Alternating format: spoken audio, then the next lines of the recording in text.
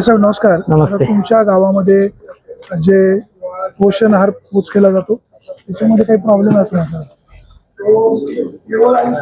त्यामध्ये प्रथमदर्शी पाहता धान्यामध्ये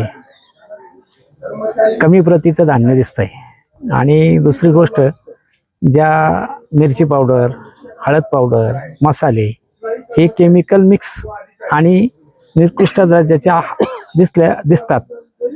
त्यामुळे शासनाने अशा वस्तू देण्यापेक्षा त्या शाळेला पोषण आहार खराब देऊन लहान मुलांचं भवितव्य धोक्यात आणण्यापेक्षा त्या जिल्हा परिषद शाळेंना तुम्हाला पोषण आहारच द्यायचा आहे तर त्या शाळेच्या अकाउंटवर पैसे टाकावेत आणि चांगल्या प्रतीचा माल खरेदी करून त्या मुलांना ते शिक्षक लोक देतील असं आम्हाला वाटतं.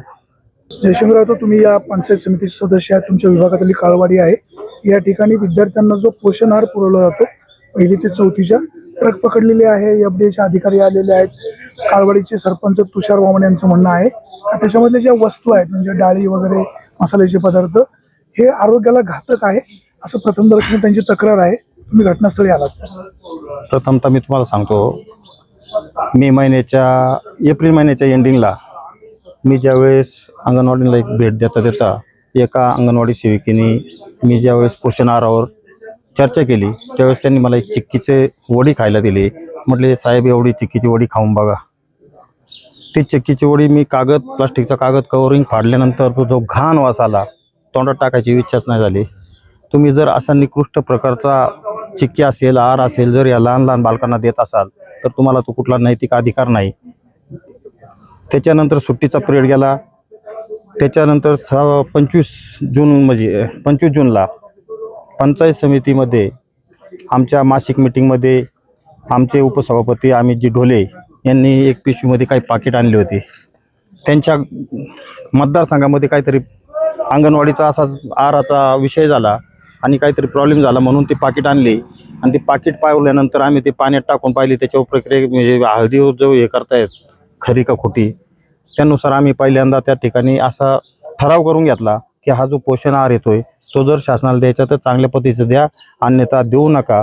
हा निकृष्ट दर्जाचा आहार जर येणार असेल पोषण आहार म्हणून तर त्याच्यावरती आम्ही पहिल्यांदा ठराव करून घेतलेला आहे का तो देऊ नये म्हणून. हा पंचायत समितीचा ठराव आहे.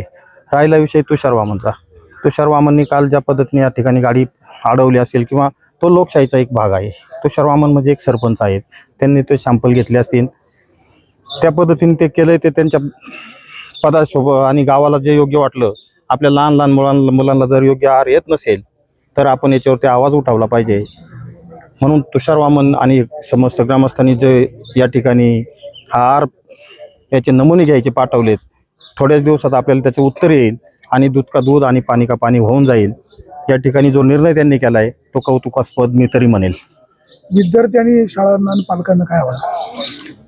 कसं आहे, 100 विद्यार्थ्यांना हा आहार देण्याऐवजी ज्या गरजू विद्यार्थ्यांना आहे फक्त त्या गरजू विद्यार्थ्यांना आहार देण्यात यावा.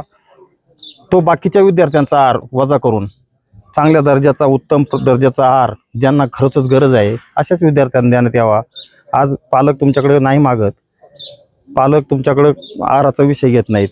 तो बंद झाला. आज पालक आमच्याशी बोलतायत का उगाच विनाकारण आम्हाला त्रास आहे, आमच्या मुलांना त्रास होतो, पोटात दुखतं, वजन वाढत नाही, ही पालकांची तक्रार आहे. परंतु पुढे यायला कोणी मागत नाही. तो आहार बंद झाला तरी अत्युत्तम आहे अशी पालकांची मागणी आहे.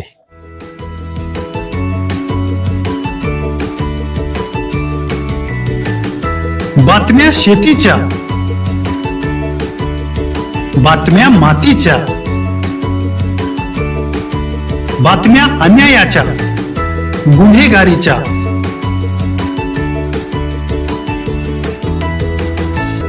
राजकारणाच्या आणि समाजकारणाच्या,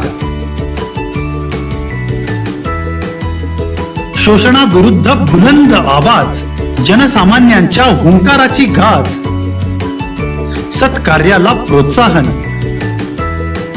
दुष्कृत्याला अनुशासन,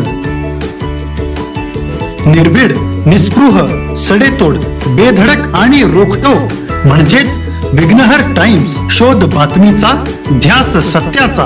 आपलं चॅनल, आपली बातमी. सबस्क्राईब तर कराच, पण बेल आयकॉनवर क्लिक करायलाही विसरू नका.